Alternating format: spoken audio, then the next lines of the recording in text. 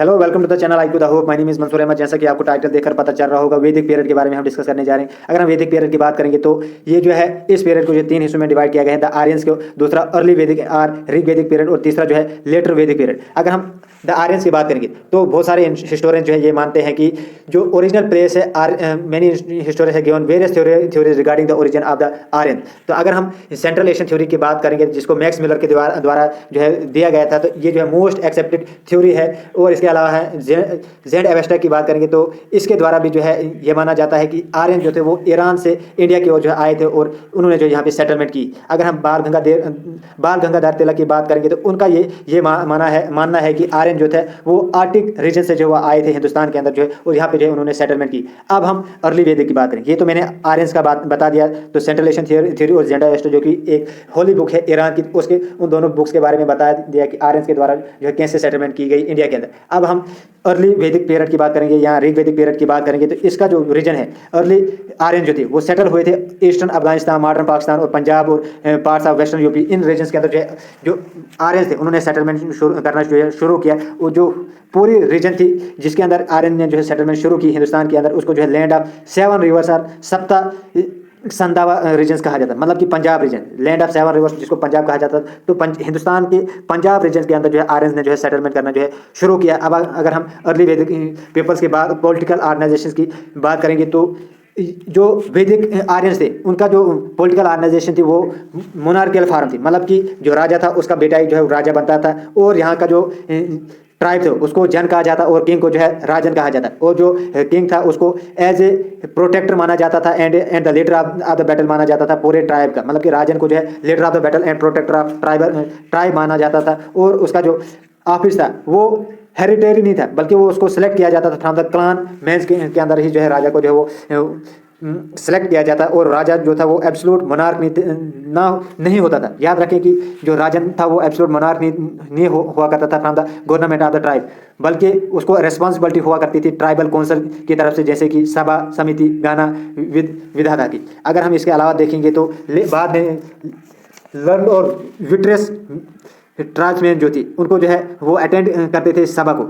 सिर्फ पढ़े लिखे और काफ़ी अक्लमंद लोगों को जो है इतना हक हुआ करता था वैदिक लिटरेचर वैदिक पीरियड के अंदर कि वो सभा के अंदर जो है वो सभा को जो अटेंड कर सकते थे और फिर परफॉर्म भी कर सकते थे जुडिशियल फंक्शंस को। यहाँ तक कि वुमेन्स भी जो है इस टाइम पीरियड के अंदर जो है वो इन सभा को जो अटेंड कर सकते थे। और जो अगर हम दूसरी साइड देखेंगे, जितने भी ट्राइबमेंस होते थे वो समिति को अटेंड कर सकते थे, और जो उनका मेन फंक्शन जो था वो इलेक्ट और री इलेक्ट करना होता था राजन को, मतलब कि जो लीडर था उसको इलेक्ट या री इलेक्ट करना उनका वो काम था ट्राइब्समैन का। जो लर्न मैन थे वो अटेंड करते थे सभा को, और वो जुडिशियल फंक्शंस के अंदर भी जो है वो परफॉर्म कर सकते थे।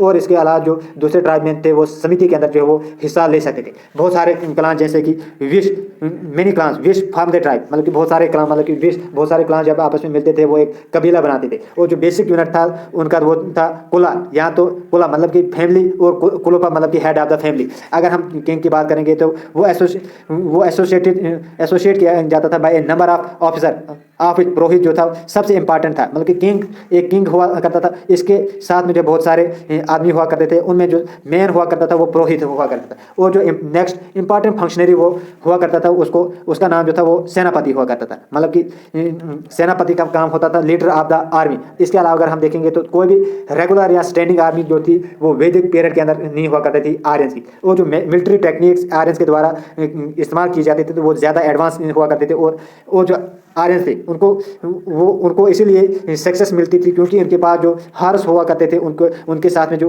वो एक चैरेट हुआ करता था, मतलब कि रथ के साथ में जो ब्लेड लगे हुए करते थे, जिसकी वजह से वो ज़्यादा लोगों को जो है कत्ल कर सकते थे और उसकी वजह से उनको सक्सेस मिला करती थी।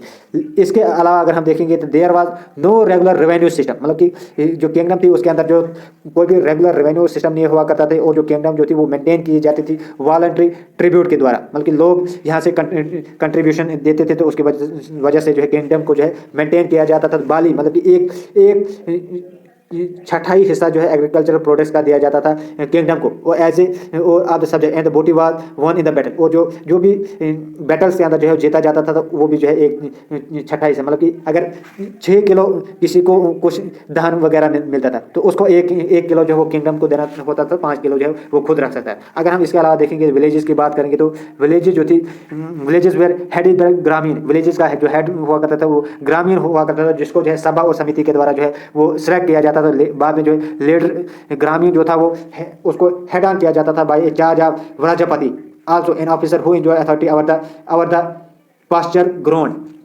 अब अगर हम इसकी सोशल लाइफ की बात करेंगे तो जब आर्यन जो थे इंडिया के अंदर इंटर हुए तो there was already a class division in the tribal structure. तो जैसे ही आर्यन जो है इंडिया के अंदर जो वो एंटर हुए तो वहाँ पे जो है हमने आर्यन के अंदर जो ऑलरेडी जो है क्लास डिवीजन हुआ करती थी, मतलब कि upper class, lower class, middle class, ऐसी क्लासेस हुआ करती थी। As they settle among the dark aboriginal the Aryans seem to have laid greater stress than before on purity of blood. तो जो आर्यंस थे उनका मेन जो फोकस था वो प्योरिटी ऑफ ब्लड के ऊपर हुआ करता था। क्लास डिवीजन जो थी वो काफ़ी ज़्यादा मुश्किल कर दी गई थी। और इसके अलावा अगर हम देखेंगे तो इसके एक्सोडस जो है था वो मतलब कि जो दासाज थे वो भी जो है हमें आर्यन सोसाइटीज़ के अंदर जो है वो मिला करती थी। अगर हम ट्राइबल सोसाइटी की बात करेंगे तो इसको जो है 3 ग्रुप्स के अंदर जो है वो डिवाइड किया गया था। तो एक तो वॉरियर्स, प्रीस्ट और कॉमनर्स, मतलब कि वॉरियर जो लड़ाकू, प्रीस्ट मतलब कि साधु वगैरह, और कॉमनर्स मतलब कि आम लोग थे। बाद में जो था वो चौथा एक हिस्सा भी जो है वो ग्रुप बनाया गया जिसको दासाज या शूद्राज भी कहा जाता है। अगर हम टर्म वर्णा की बात करेंगे तो टर्म वर्णा जो है वो सबसे पहले ऋग्वेदिक बुक के अंदर जो वो ऐड ऑन की गई थी, जो यूज़ की जाती वर्णा का जो यूज़ किया जाता था फॉर कलर। जो आर्यन जो थे वो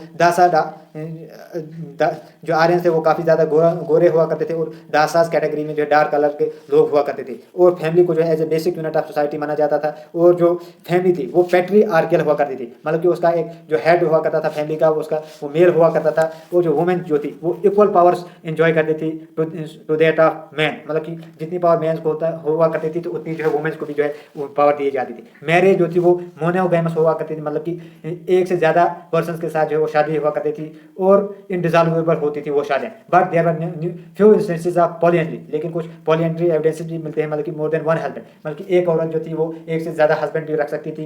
लिबरेटर मतलब कि मैरिज ब्रदर की विडो के साथ मैरिज करने का रवाज भी हुआ करता था इसके अंदर। और अगर हम इसके अलावा देखेंगे तो विडो रिमैरिज भी जो है वो यहाँ पे एविडेंसेस मिलते हैं और चाइल्ड मैरिज के कुछ एविडेंसेस मिलते हैं। और यहाँ पे जो थे वो 16 to 17 ईयर्स की एज में जो है वो मैरिज हुआ करती थी। और जो वर्ड आर्या है ये आया है, और जो वर्ड आर्या इस्तेमाल किया जाता था इस सोसाइटी के अंदर, वैदिक सोसाइटी के अंदर, तो आर्या जो है इस्तेमाल किया जाता था to refer to any person who was respected, मतलब कि जिसकी इज्जत की जाती थी तो उसको जो है आर्या कहा जाता था। आर्या जो थे वो काफ़ी ज़्यादा फोन थे, सोमा, सोरा, फूड और ड्रेसेस के काफ़ी ज़्यादा वो चाहने वाली चीज़ थे। सोमा मतलब कि एक शराब हुआ करती थी, उसके जो है वो काफ़ी ज़्यादा शौकीन थे और उसको जो है वो सेक्रेट टाइप के अंदर जब कोई रिलीजियस फंक्शन हुआ करता था उसको जो है वो इस्तेमाल में लाते थे। सुरु जो था वो प्योरली एक सेकुलर और मोर पोटेंट था और वो एक डिसअप्रूव किया जाता था बाय द प्रीस्टली पोइट्स के द्वारा। और जो आर्यन जो थे वो काफ़ी ज़्यादा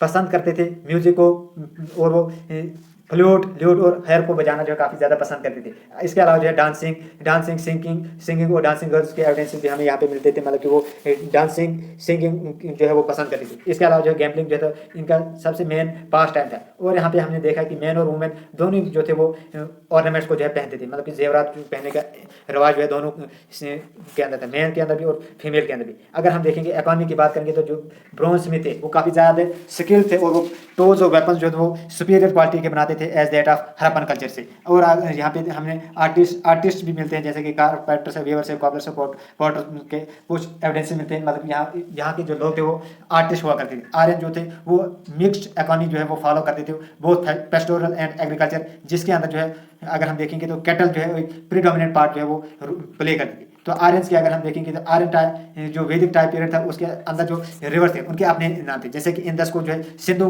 कहा जाता था ऋग्वेदिक नेम में, झेलम को वितास्ता, चिनाब को अस्किनी, रवि को जो है पुरुषिनी, व्यास विपाशा, सतलुज को सतुर्दी, गोमती को घूमल, कुरम को कुरुमु, घाघर को दृश्यवती, काबुल को कुभा, गंधक को सदानेर। ये कुछ एंशियंट नेम्स है, यहाँ ऋग्वेदिक नेम्स हैं, कुछ रिवर्स के जो प्रेजेंट में जो हमें जो नाम है, तो जो इनके वैदिक नेम्स हैं तो वो इस तरीके से।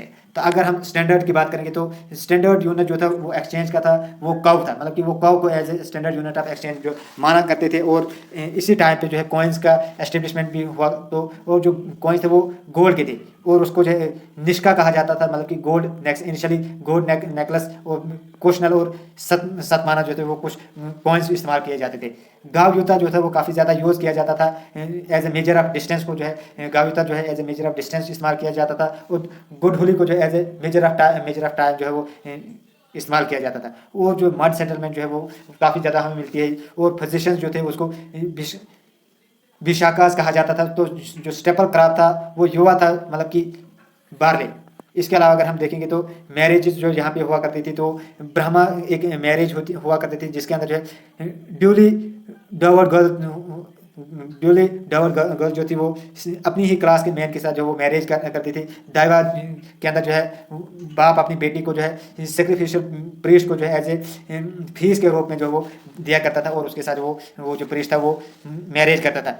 अर्शा के अंदर जो है वो टोकन ब्राइडल पीसेस दिए जाते थे काऊ के और काऊ एंड बुल के, और उसके द्वारा जो है एक लड़की को जो है वो बेचा जाता था अपने बाप के द्वारा। इसके अलावा अगर हम देखेंगे तो प्रजापति की बात करेंगे, marriage in which the father give the girl without A dowry and without demanding bride price, मतलब कि यहाँ पे कुछ भी नहीं लिया जाता था एक दुल्हन के बदले में। ये कुछ मैरिजेस है, इसको जो है आप खुद भी देख सकते हैं, तो ज़्यादा टाइम वेस्ट नहीं करेंगे। अगर हम इसके अलावा देखेंगे तो इनकी रिलीजियस लाइफ की बात करेंगे तो जो आर्यंस जो थे वो नेचुरल फोर्सेस को काफ़ी ज़्यादा मानते थे और उनको जो है एज ए लिविंग बीइंग मानते थे। और वो प्रैक्टिस करते थे नेचुरलिस्टिक पॉलीथीज्म को जो काफ़ी ज़्यादा प्रैक्टिस करते थे, मतलब कि वर्शिप करते थे एक से ज़्यादा भगवानों की। और जो यहाँ की ऋग्वेदिक रिलीजन और ईरानियन अवेस्टा के अंदर जो है बहुत सारी सिमिलरिटीज़ मिलती है हमें। अगर हम मोस्ट इंपॉर्टेंट डिविनिटी की बात करेंगे तो इंद्रा जो है जो मेन डाइटी हुआ करता था इन लोगों का। इसके अलावा अगर हम देखेंगे तो जो सेकंड पोजीशन थी वो अग्नि को दी गई थी, मतलब कि फायर गार्ड को।